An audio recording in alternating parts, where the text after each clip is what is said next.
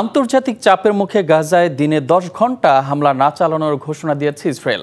পাশাপাশি মানবিক করিডোর খুলে দিয়েছে দেশটি। এদিকে 24 ঘন্টায় শনিবার ইসরায়েলি হামলায় প্রাণ গেছে 71 ফিলিস্তিনির। তাদের 42 জন ছিলেন ত্রাণের অপেক্ষায়।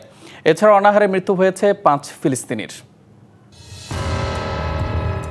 গাজায় একই সাথে চলছে ইসরায়েলের সহিংসতা ও মানবিক সংকট।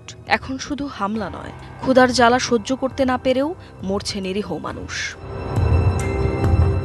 এমন পরিস্থিতিতেই এবার গাজার কিছু অংশে প্রতিদিন সকাল 10টা থেকে রাত 8টা পর্যন্ত সামরিক কার্যক্রম বা হামলা বন্ধ রাখার কথা জানিয়েছে ইসরায়েল।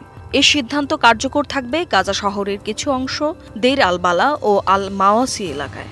জাতিসংঘ ও আন্তর্জাতিক সংস্থাগুলোর সঙ্গে আলোচনা ও সমন্বয়ের মাধ্যমে এ সিদ্ধান্ত নেওয়া হয়েছে বলে জানিয়েছে তেল আবিব। এদিকে যে কোনো দিন যুদ্ধবিরতির চুক্তি হতে পারে বলে মার্কিন গণমাধ্যম ফক্স নিউজকে জানিয়েছেন যুক্তরাষ্ট্রের পররাষ্ট্র সচিব মার্কো রুবিও। চুক্তি হলে এর আওতায় মুক্তি পাবে অন্তত অর্ধেক জিম্মি। এর পরের 60 দিনের মধ্যে বাকি জিম্মিদের মুক্তি দেওয়া হবে বলেও জানান রুবিও। এদিকে আন্তর্জাতিক মহলের চাপে এবার উপত্যকাটিতে খাবার ও ওষুধ বিতরণ করতে মানবিক করিডোর খুলে দিয়েছে ইসরায়েল। জাতিসংঘ ও বিভিন্ন সংস্থার ত্রাণবাহী ট্রাক যেন নিরাপদে চলতে পারে সে লক্ষ্যে সকাল 6টা থেকে রাত 11টা পর্যন্ত খোলা থাকবে এই করিডোর। এর আগে শনিবার গাজা উপত্যকায় আকাশ থেকেও ত্রাণ ফেলেছে ইসরায়েল। উপত্যকাটিতে ত্রাণ প্রবেশের প্রচেষ্টার অংশ হিসেবে তারা এই উদ্যোগ নিয়েছে বলে জানিয়েছিল ইসরায়েলি সেনাবাহিনী।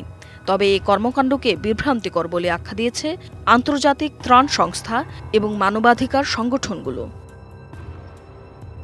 অন্যদিকে একই দিনে অবরুদ্ধ গাজাবাসীর জন্য ত্রাণ সামগ্রী নিয়ে যাওয়া আন্তর্জাতিক সংস্থা ফ্রিডম ফ্লোটিলা কোয়ালিশনের জাহাজ হান্দালাকে বাধা দেয় ইসরায়েলি বাহিনী। নেতানিয়াহু বাহিনী জাহাজটির আরোহীদের অপহরণ করেছে বলেও অভিযোগ সংস্থাটির।